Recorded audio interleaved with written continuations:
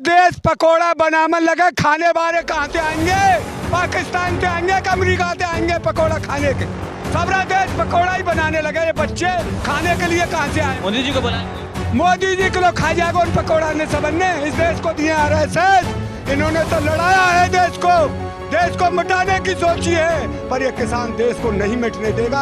हमारे जन कितने वो पूर्वज शहीद हुए हैं देश को बनाने में, हमारे बच्चे जन कितने मरे हैं लड़ाइयों में, और उनके लिए हम रोते नहीं हूँ। हम यही कहते हैं जो देश पे शहीद हो गया उसके लिए रोए क्यों?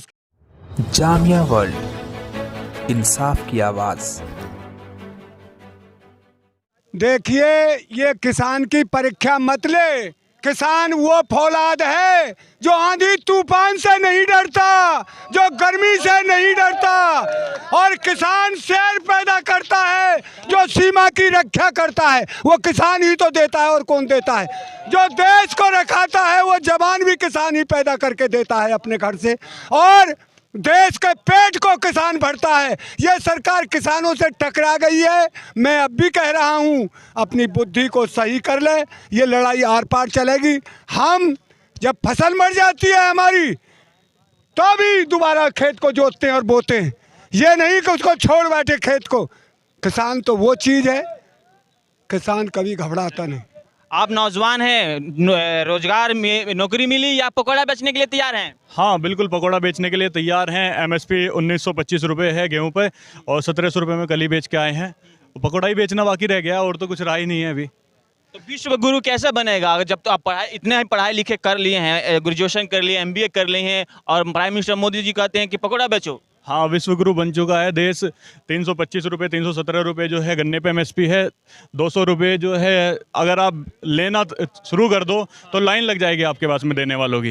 ये विश्व गुरु बन जाएगा इस तरीके से देश। तो और देखिए, अरे सबरो देश पकोड़ा बनाने लगे, खाने वाले कहाँ से आएंगे? पाकिस्तान से आएंगे कि अमेरिका से आएंगे पकोड़ा खाने के? सबरा देश पकोड़ा ही बनाने लगे। ये बच्चे खाने के लिए कहाँ से आए? मोदी जी को बुला लीजिएगा। मोदी जी को खा जाएगा उन पकोड़ा ने सबने। इस देश को तो खा गया, बेच दिया सारा देश रो रहा है। सड़कों पर पड़े हैं किसान, मच्छर खाते हैं। हम भी इंसान हैं, हम पशु नहीं हैं। अपनी लड़ाई लड़ रहे हैं हम, और लड़ाई लड़के दो बार खता हो गई या भूल चूक हो गई, या 15 लाख या 2 करोड़ में आप फंस गए? देखिए, हमारे बुजुर्गों का कहना है, बगड़ा लोभी के गांव में बगड़ा भूखा नहीं मरता। क्या कहावत है बड़े बूढ़ों की? एक लोभी के गांव में इसने एक लोभ ऐसा दे दिया, पहली साल तो 15-15 लाख रुपए देंगे, और तो आपका कर्जा माफ करेंगे। पहली साल का तो ये था। दूसरी साल जब चुनाव आया, इसने एक ऐसा वो रच दिया, एक हमारे 40 जवान शहीद करवा दिए, और ये कहा देश नहीं झुकने दूंगा, मैं राष्ट्रवादी हूँ, मैं फलानावादी हूँ। कहाँ का राष्ट्रवादी है ये कहाँ के राष्ट्रवादी हैं? आरएसएस, इन्होंने तो लड़ाया है देश को मिटाने की सोची है, पर ये किसान देश को नहीं मिटने देगा। हमारे जन कितने वो पूर्वज शहीद हुए हैं देश को बनाने में, हमारे बच्चे जन कितने मरे हैं लड़ाइयों में, और उनके लिए हम रोते नहीं हूँ। हम यही कहते हैं जो देश पे शहीद हो गया उसके लिए रोए क्यों? उसके लिए तो हमारे आंसू नहीं निकलता। आंसू उन पर निकला है जो 40 मरे हैं, बिना लड़े मर गए। 40 लड़के मर जाता है रण में, उसको कोई रोता नहीं। उसके लिए तो यह लड़ाई की मर जा। सरकार तो कह रही है कि अच्छे दिनों के लिए है, किसान बात मान जाएं। अच्छे दिन मोदी के आगे, अडानी अंबानी के आगे। ये कहता था चाय बेचने वाला हूँ, पहले तो झूठ बोल के मुख्यमंत्री बन गया गुजरात का, झूठ बोल के देश का प्रधानमंत्री बन गया।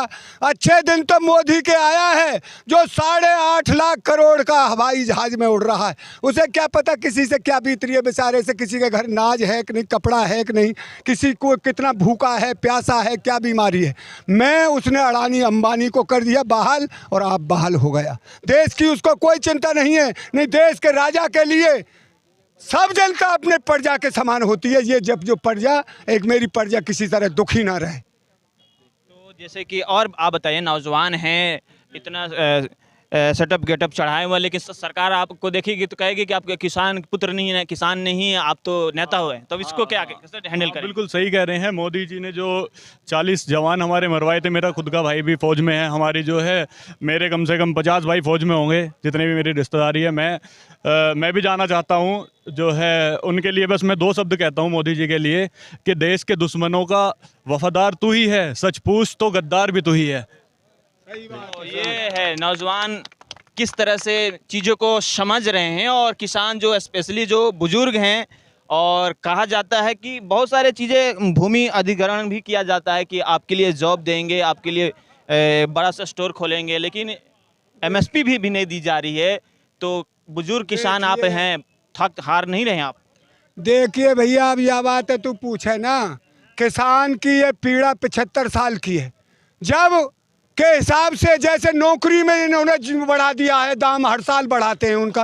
भाई किसान का जो तो इन्हें न्यूनतम समर्थन मूल्य दिया, उसको पर भी हमारी फसल नहीं खरीदी जाती।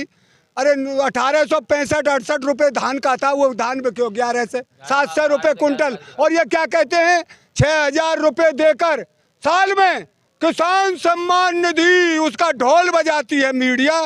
एक मोदी जी ने किसान सम्मान निधि दी है। किसान सम्मान निधि हम पे तो ले लीजिए उल्टो, हमारा लोकपाल विधेयक से गेहूं का रेट लगाकर 2500 रुपये कुंटल हमारे गेहूं को ले ले, तू 6000 हम पे तो ले ले करियो साल में। यार अन्याय कर रहा है क्यों है? बहन जो पागल जान रहा है किसान, अब वो पागलपन में नहीं रहेगा। किसान अपनी पूरी बात को समझ गया है। शुक्रिया। तो